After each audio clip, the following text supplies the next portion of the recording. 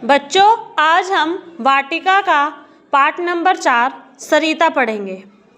ठीक है, ये एक कविता है जिसके रचयिता कौन है? गोपाल सिंह नेपाली जी। कौन है? गोपाल सिंह नेपाली जी। और इन्होंने इस कविता में सरिता मतलब नदी के विषय में वर्णन किया है कि नदी की क्या क्या विशेषताएं होते हैं और नदी कहाँ कहाँ से होकर गुजरती है।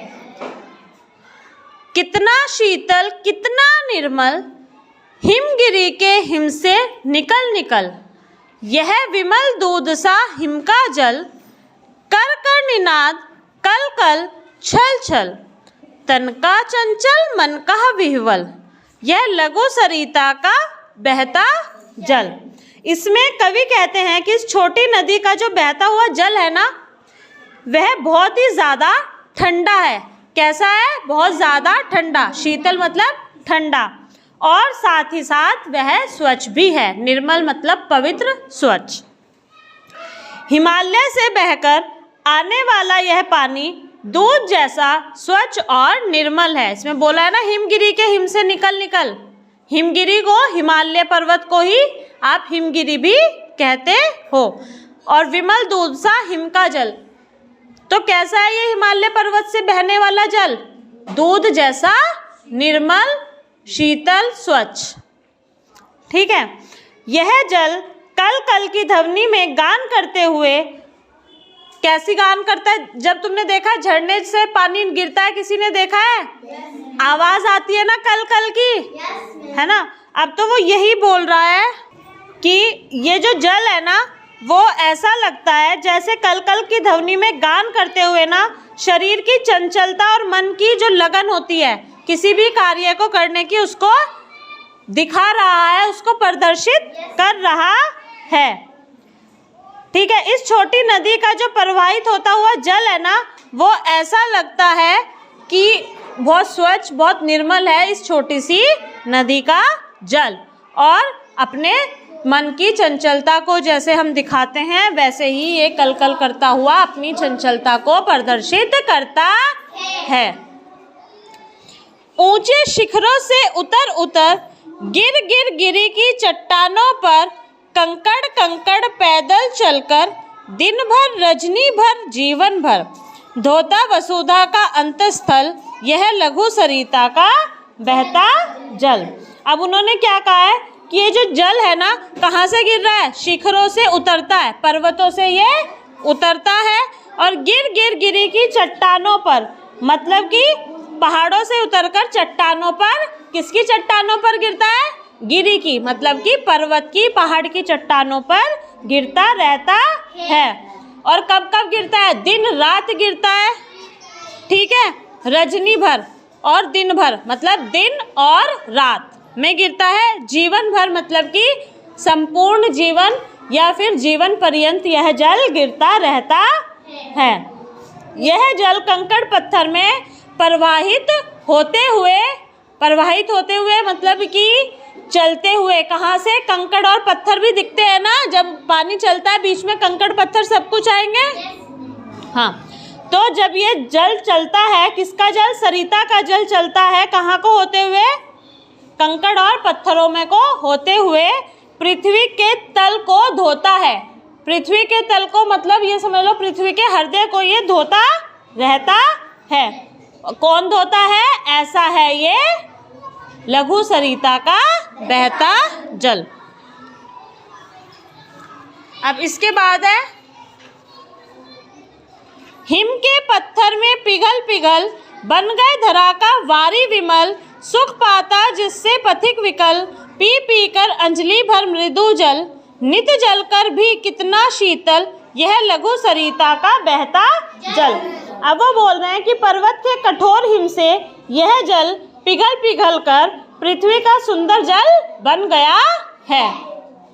भाई, पत्थरों से आता है, पिघल पिघल कर आता है और धरती पर आके बहुत सुंदर, बहुत पवित्र, बहुत स्वच्छ होता है ना ये जल, है ना? नदियों का जल साफ स्वच्छ रहता है ना, जब तक तुम उसमें गंदगी ना मिलाओ। गंदगी मिलाने वाले कौन है? इंसान और जानवर, वरना सरिता का जल तो साफ और स्वच्छ ही है।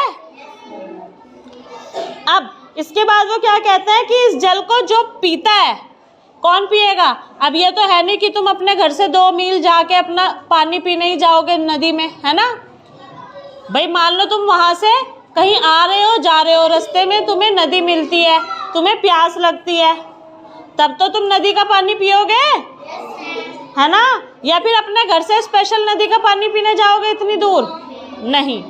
तो उसने यही कहा है कि इस पानी को, इस जल को पीकर रास्ते पर चलने वाला व्यक्ति सुखी अनुभव करता है, क्योंकि जब प्यास बुझ जाती है तो मन में शांति होती है और हमारे शरीर में प्राण वापस आ जाते हैं। छोटी नदी का बहता हुआ जल रोज ताप को झेलता है और फिर भी शीतल है, फिर भी ठंडा है। ताप को झेलने का मतलब सूरज की रोशनी उस पर बहुत पड़ती है।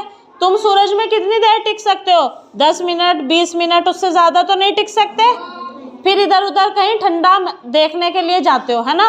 और वो तो सारा दिन, जितनी देर सूरज निकलेगा उतनी देर उसको सबको सहेगा कि नहीं सहेगा? सब कुछ झेलेगा।